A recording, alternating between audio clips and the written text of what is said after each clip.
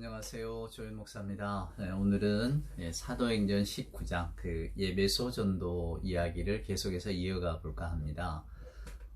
바울이 복음을 전도했던 그 여러 도시들 가운데 이 예배소에서 복음을 전할 때가 가장 격렬했거든요. 그러니까 복음을 전하는 바울의 선교 사역 가운데 가장 격렬하고 또 지속적인 방해 그리고 저항 그러니까 또 더 놀라운 성령의 역사도 아주 많이 일어나는 곳이 바로 예배소입니다. 그래서 이 예배소라고 하는 도시가 참 중요한데 오늘은 이제 그 다음 이야기를 한번 계속 읽어보겠습니다. 사도행전 19장 23절입니다.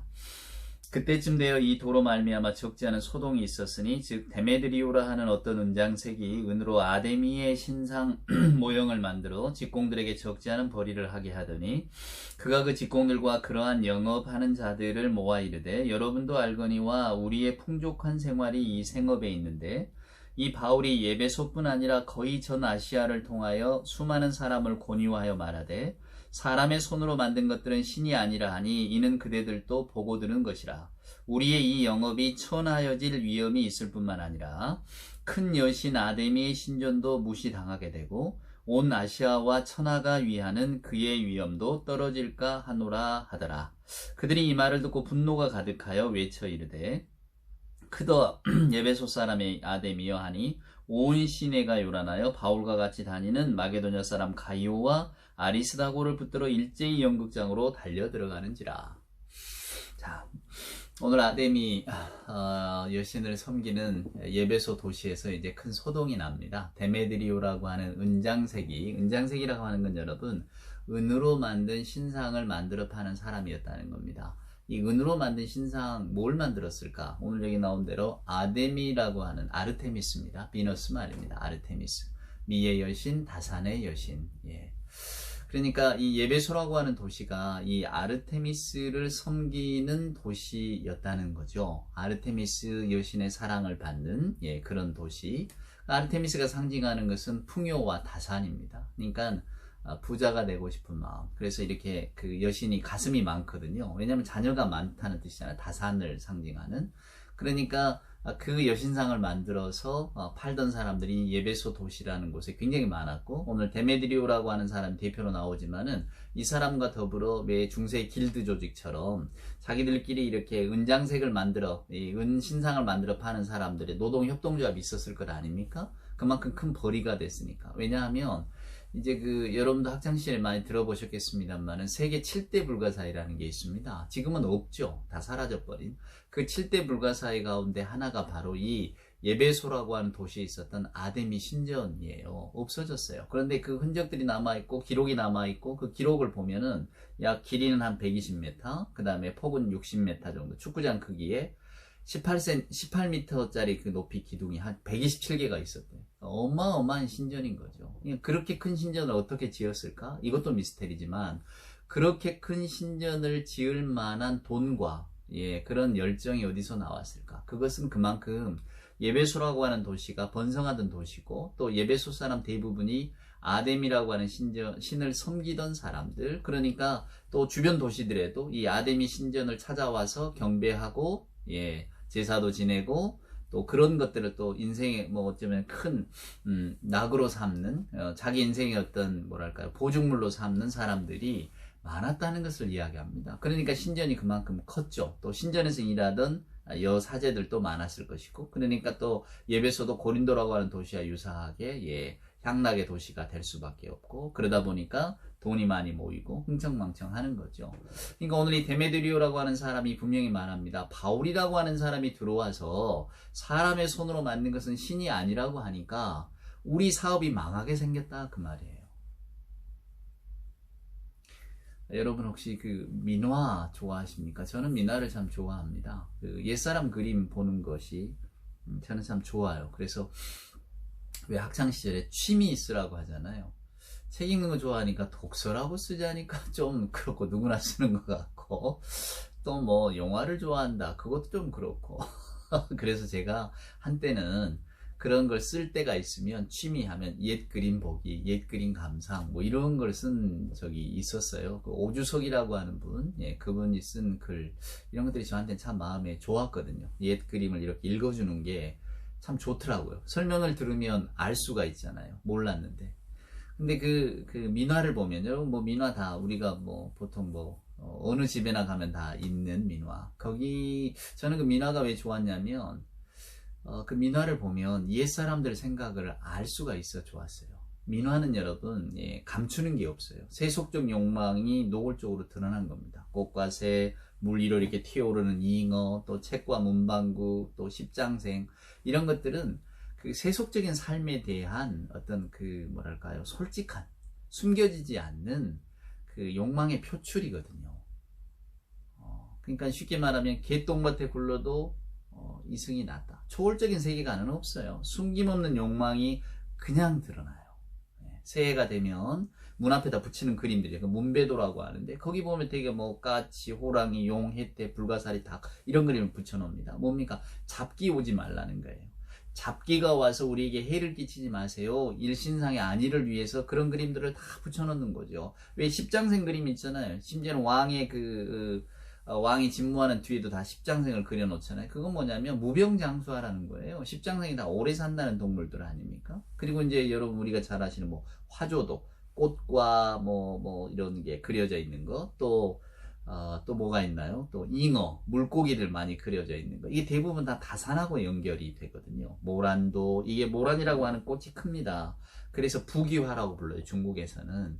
왜 여러분 제가 언젠가 이야기해드린 기억이 나는데 선덕여왕이 모란을 보면서 이게 여기 보니까 나비가 없고 뭐 이런 걸 보니 이게 모란에 이게 향기가 없나 보다 뭐 이런 말을 했다고 해서 삼국유사에 기록된 우리는 어려서 그걸 보면서 선덕여왕 직위삼사 선덕여왕의 지혜로운 일 세 가지 그 중에 하나라고 그래서 선덕여왕을 이렇게 높이는 지혜가 뛰어난 여왕이라 생각했는데 실은 그게 아니고요. 민화의 의미에서 보면 모란이 부귀를 나타내는 꽃이에요. 큰 꽃이니까. 근데 중국 사람들은 거기에다 나비 같은 걸 안 그린답니다. 왜냐하면 나비를 뜻하는 질이라고 하는 한자 말이 80이라는 말, 80 노인을 질이라고 하는데 똑같거든요. 발음 자체가. 그러니까 만약에 모란을 그려놓고 나비를 그려놓으면 80까지만 부귀영화를 누리라고 하는 뜻이 되기 때문에 모란을 그릴 때는 나비 같은 걸 안 그린대요. 그냥 부귀영화는 영원히 누려야 하는 거지 80까지 누리고 못 누리면 아니잖아요. 그러니까 그런 욕망들을 그런 걸 모르니까 이제 선덕여왕이 그런 말을 했겠지만 어찌됐건 민화에는 그래서 꽃 그림이 있고 또 이렇게 모란 그림이 있으면 이게 나비 같은 게 없습니다. 없어요. 그래 하여간 이런 화조도 꽃하고 새 뭐 이런 것들을 많이 그려놓고요. 또 신혼부부 방에는 뭐 싸우지 말라고 개 그림을 많이 그려놓대요. 옆으로 이렇게 걸어가니까 양보하라는 거죠. 옆으로 이렇게 가지고.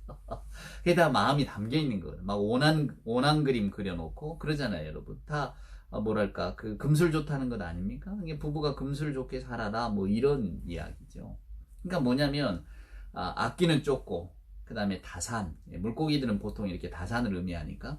다산 많이 낳고 그리고 부부간에 서로 화목하고 십장생 장수하고 말이에요. 그 다음에 우리가 선비들 방에 가면 꼭 그렇게 뭐 벼루나 붓 뭐 이런 문자도 같은 걸 다 그려놓잖아요. 이렇게 책도 그려놓고 그게 뭡니까? 출세하라는 거 아닙니까? 가급급제하라. 그러니까 민화는 여러분 그냥 지극히 세속적인 욕망을 그냥 다 드러내고 있어요. 그러니까 민화를 보면 이 옛사람들의 생각, 옛사람들이 뭘 원하고 살았는가를 읽을 수가 있는 거죠. 오늘 예배소 사람들도 마찬가지고 저와 여러분이 살고 있는 오늘날의 서울 대한민국도 마찬가지입니다. 우리는 전부 다 이 세속적인 욕망에 매여 있어요. 그리고 그것을 해결해 줄 것을 찾고 있습니다. 그래서 이제 엉뚱한 오늘 예배소 사람들은 아데미 신을 섬기고요. 또 뭐 우리는 하여간 민화를 그리면서 집에도 붙여놓고 다 붙여놓으면 사방대 붙여놓으면서 그걸 바랬겠죠.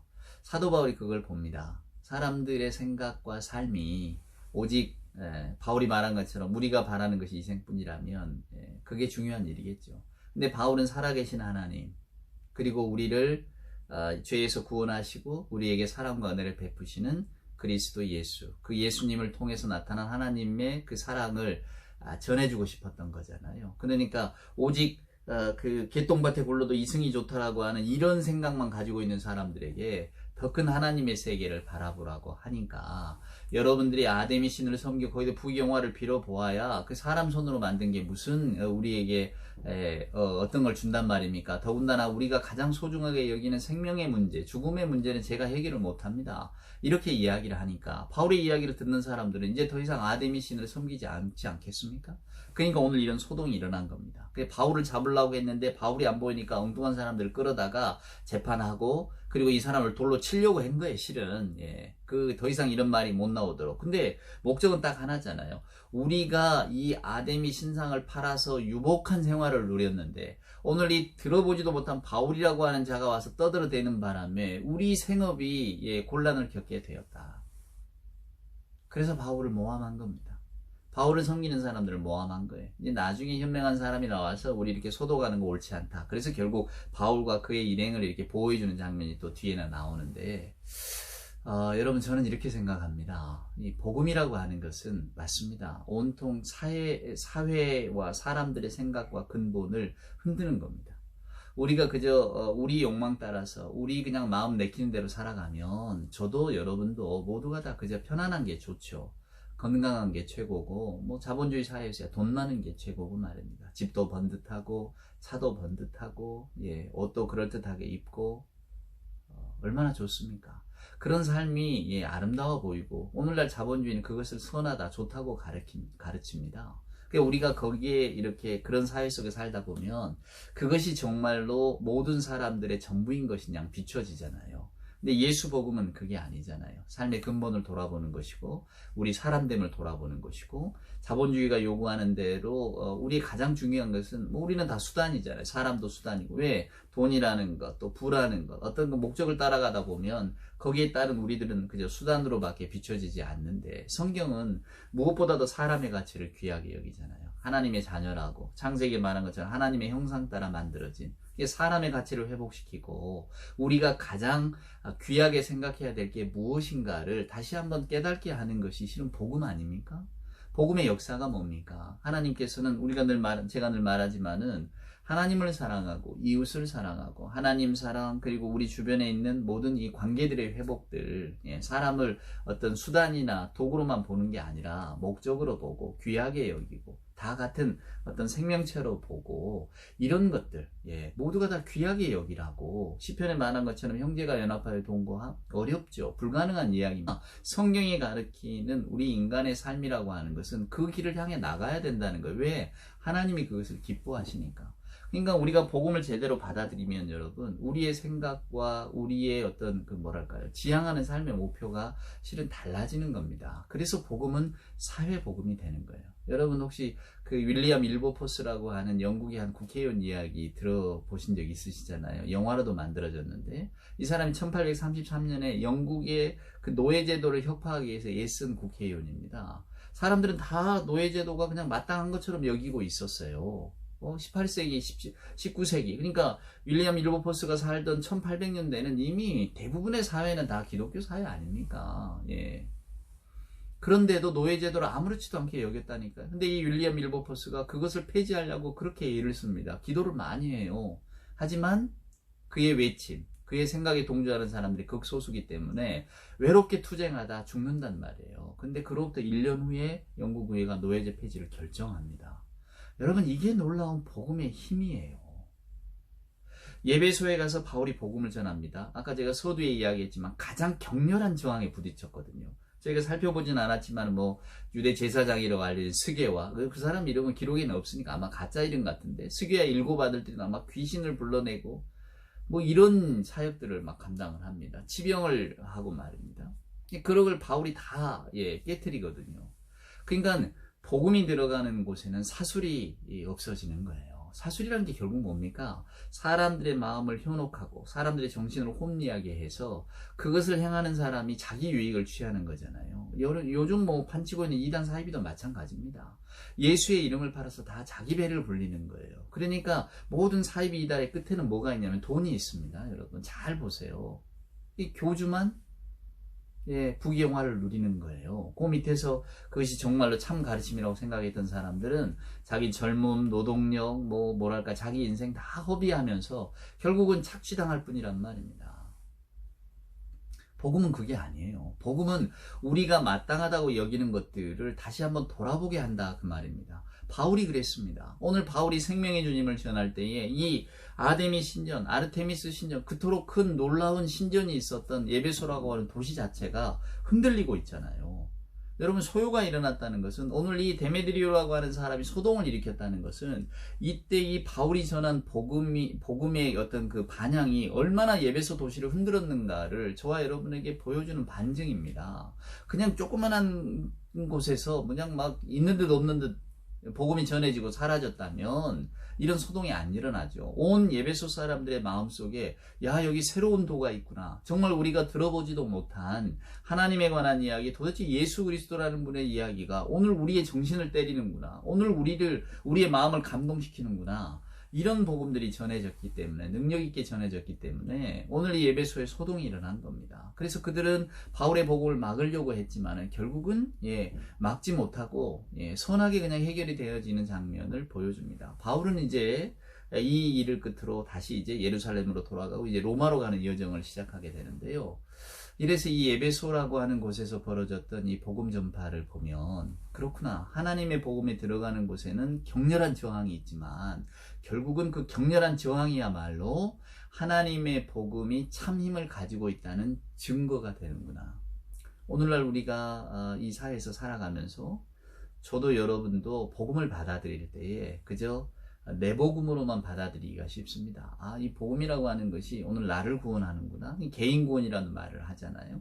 근데 그렇게만 받아들이면 아무 힘이 없는 거죠. 저나 여러분이 어떤 생각이나 또 바라보는 삶의 지향점을 마치 우리를 예수 그리스도를 민화 보듯이, 화조도 보듯이, 문배도 보듯이 이렇게 여기는 게 아니라 우리의 마음은 그렇게 민화적인 삶을 항상 추구하고 따라가지만은 아니다.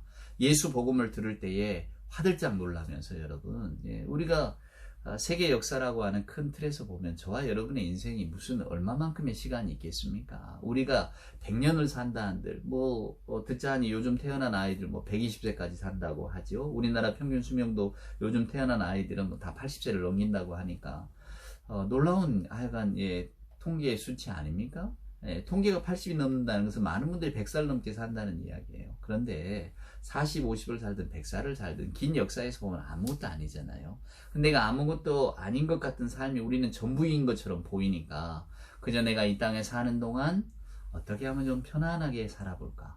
어떻게 하면 좀 남들이 다 그 길을 가니까 나도 좀 그런 오늘날로 이야기하면 이 자본주의적인 사회 질서 속에서 성공하고 좀 돈도 벌 수 있는 만큼 벌고 또 그런 것들로만 우리의 삶을 이렇게 채워간다면 하나님 보시기에 우리가 얼마나 허망한 인생을 사는 것이겠습니까? 비록 우리가 그런 삶 가운데 있지만은 끊임없이 하나님의 말씀을 목말라 하고 또 하나님의 말씀에 귀를 기울이고 오늘 예배소에서 주의 생명의 복음을 전하려고 애썼던 이 바울의 모습을 떠올릴 때에 이게 내가 지금 살고 있는 어떤 이런 삶의 방식 그리고 어쩌면 우리가 마땅하다고 여기는 것 아까 제가 윌리엄 일버포스 예를 들었습니다만 그때는 노예제도가 마땅했으니까요. 그런데 그 한 사람 한 사람 노예들을 사람으로 여기고 우리가 이것은 성경의 가르침을 맞지 않은 것 아닌가 이렇게 헌신했던 한 사람으로 말미암아 또 세계 역사가 바뀌어가고 사람들의 삶의 모습이 바뀌어가듯이 미나를 통해 바라보는 옛적 사람들의 욕망이나 지금 욕망이 여러분 뭐가 다릅니까? 그러니까 여전히 그 그림들이 힘이 있고 볼 때마다 한편으로는 내 속마음을 들킨 것 같지만 그래 다 이렇게 사는데 뭘 나라고 무슨 중불났다고 다른 삶을 살아가는가? 어쩌면 우리가 그 그림을 보면서 그런 위안을 얻는지도 몰라요. 옛사람이나 나나 별반 다를 바 없는 삶을 살아가는데 내가 특별히 잘못한 것도 없는데 그런데 여러분 예배소의 아데미를 섬기던 사람들도 다 그런 마음으로 살아갔을 겁니다. 근데 바울이 오늘 복음을 전하고 하나님과 그리스도에 대한 이야기를 전했을 때에 사람들의 마음이 움직입니다. 저는 우리들의 마음도 늘 복음의 말씀을 들을 때에 조금은 움직였으면 좋겠어요. 성령의 감동이 찾아와서 어떻게 사는 것이 하나님이 기뻐하시는 삶일까를 한 번이라도 생각하고 고민하고, 또 주의 말씀을 내게 주시는 말씀으로 듣는다면 뭔가 우리가 할 일들이 또 사회 속에서 보여지지 않겠습니까? 또 우리가 기도해야 할 일들이 보여지겠죠. 우리는 늘 약하고 또 의지도 없고, 또 뭔가 이렇게 결심을 갖고 새로운 삶을 추구하기에는 우리가 이렇게 살아가는 삶의 관습이 너무 강력한 힘을 가지고 있잖아요.